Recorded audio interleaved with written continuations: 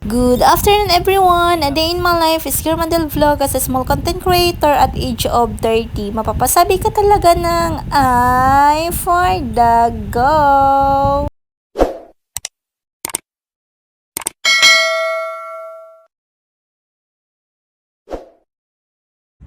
Hello mga moms! So ayan, kakatapos ko palang maligo, kaya gagawa ako ng aming merienda for today. Saging. Tapos may wrapper ako dito. Gagawa po ako guys ng turon. Ito po yung wrapper natin mga moms. Ayan. Bali tag 20 pesos lang to. 25 pieces na rin to. So marami na to. Hindi ko gagawin lahat na turon to guys. Bali tutulungan ako ng aking bunso. Ayan. Parehas po kaming kakatapos lang namin maligo. Tara, samahan niyo po kami magbalot or gumawa ng turon. Una, ayan guys, magbabalat muna tayo ng saging.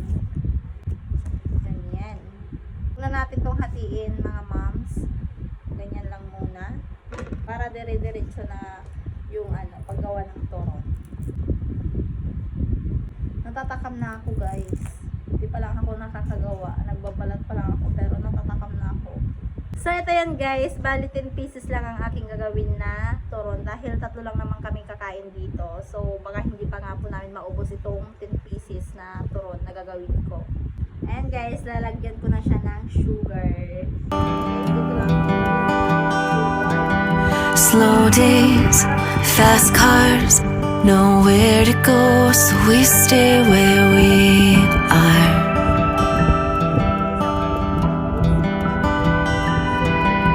There's only one way in and one way out. Seems like it's always cloudy in this.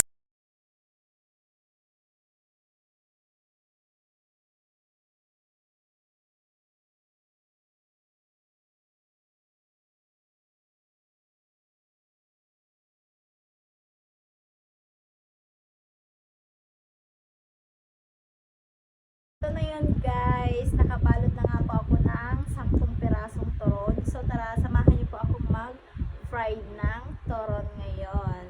Kukunin na ang palayok para makapag-prito na ako ng turon. Maglalagay na po tayo ng mantika sa mainit na kawali.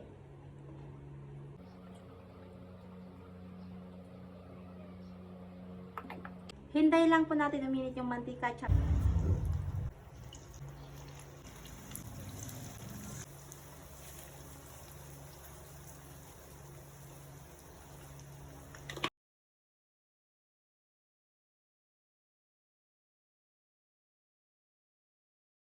Habang niluluto ko nga po itong merienda namin na turon ay talagang nagugutom na nga ako. Hindi na nga po ako makapaghintay para kumain nga ng turon ng aking craving. Bali naglagay pa nga po ako dito dahil may space pa naman. Habang nagluluto nga po pala ako ng turon, syempre hindi ko naman po pwedeng iwanan to at baka nga ito ay masunog. Kahit anong merienda nga ang aking niluluto ay talagang nakabantay po talaga ako. Ayaw ko po kasing nasusunog ang aking mga niluluto dahil nga po ay sobrang mahal pa naman ang mga bilihin. Sayang naman kung sunog lang tapos hindi pa makakain. Kaya medyo naluto na nga po yung ibang turon kaya hinango ko na nga ito isa-isa at inilagay dito sa malinis na plato. At syempre magluluto pa nga po tayo ng turon at ilagay ko nga muna itong sugar. Sayang naman kung itatapon ko lang. Nakulangan pa nga po ako sa sugar na inilagay ko kaya nagdagdag nga po muna ako dyan ng kaunti para mas masarap. Para manamis na miss po talagang ating turon. Ganito rin po ba kayo magluto ng turon yung may sugar sa ibabaw? Sino bang hindi magugutom yung ganitong luto nga po ng turon yung may sugar sa ibabaw ay pak na pak. Kaya habang pinapanood nyo nga po itong video na to ay kumuha na nga po kayo ng inyong merienda para sabayan nyo nga po kaming kumain ng aking mga anak. Dahil ramdam ko po yung pagkatakam nyo habang pinapanood nyo nga po itong niluto kong turon. Kasi ako habang nag-i-edit nga po ako sa video na to ay talagang nagugutom at natatakam pa rin ako. Kaya nung naluto ko na nga at nagtimpla na nga rin po pala ako ng aming iinumin na juice. Habang mainit pa nga yung turon ay mas masarap nga po itong kainin. Kaya kung kaya mo naman gumawa ng merienda ng inyong mga anak ay gumawa na nga lang po kayo. Yung 70 pesos ko kung ibibili ko po yung merienda po namin dyan sa labas ay bibili na nga lang po ako ng saging at wrapper. Makakagawa na nga po ako ng aming sariling merienda at solve na solve pa sa amin yan. May pang take 2 pa nga po ako sa paggawa ng turon dahil hindi naman lahat ng banana ay nagawa kong turon at meron pa nga po akong iwan na wrapper dyan na hindi ko naman nagamit lahat ng wrapper. Kaya kung dumaan ang video na to sa wall mo, ready mo na ang merienda mo habang pinapanood mo to at alam ko talagang nagugutom ka na. Kain po tayo ng merienda. Thank you everyone sa walang sawang panonood sa aming mga vlog at maraming salamat din po sa mga sumusuporta po sa amin. Walang sawang pasasalamat sa inyong lahat. Thank you for watching. God bless everyone.